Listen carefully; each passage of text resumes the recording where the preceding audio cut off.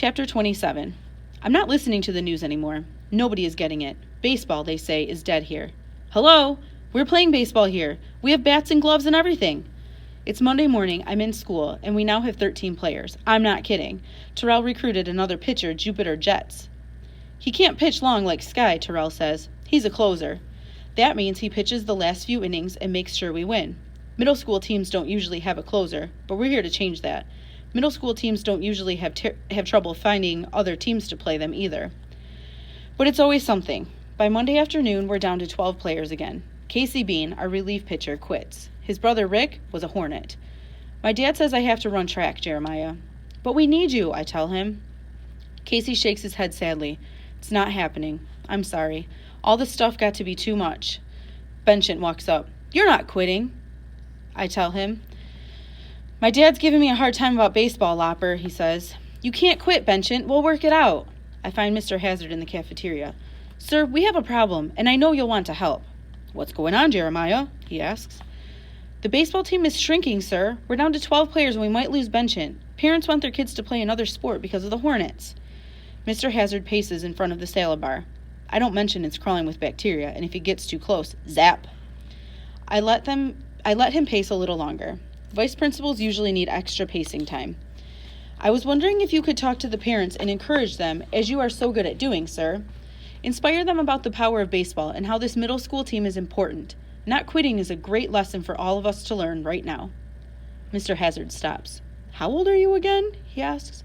Probably 12, possibly older, I tell him. He gives me a strange look, which I'm used to. I'll call the parents. I'll see what I can do. Do you want me to talk to the team? At some point, yes, that would be great, I tell him. We're going to get this team the help you need. That's a promise. I wasn't sure about baseball fitting in here, to be honest, but now... Baseball fits everywhere, Mr. Hazard, I tell him. His eyes get that baseball is life look. You know, I was a catcher in high school. He crouches down by the napkin dispenser like a catcher. This is a big moment for him. It takes him a while to stand back up, but it was a great effort. We want to keep this team together, Jeremiah. We want to support our... Muskrats, I say. I wonder who picked that name, he says. It's unclear, I tell him.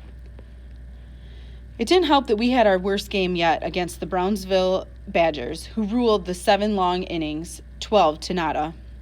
Danny kept asking, can we go home yet? And the Badgers had these smirks on their faces like we were jokes. It was Jupiter's first game, too. He kept throwing junk.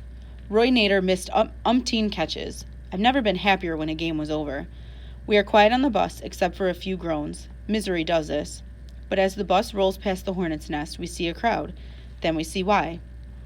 In big letters, it says, Cheaters. It's written in black spray paint across the front of the stadium. A TV crew is filming. Our bus driver actually stops.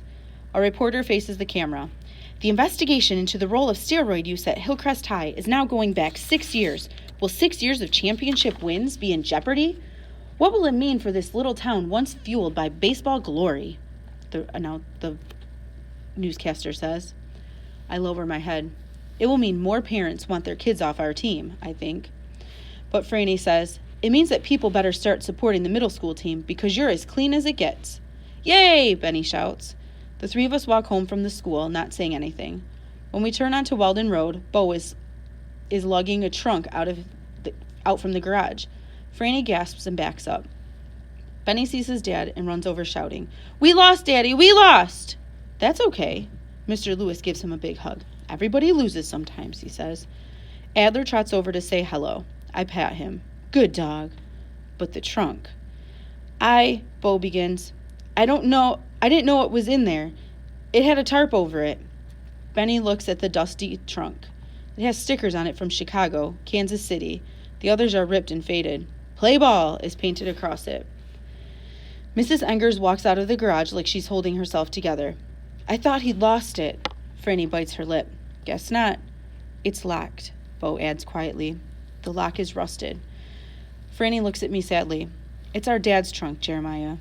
Oh. They stare at it, and I remind myself 4 years ago something happened to this family. Do you want to open it? Bo asks her. No. Franny and her mom say this together. Bo stands there at first and then carries the trunk back to the garage.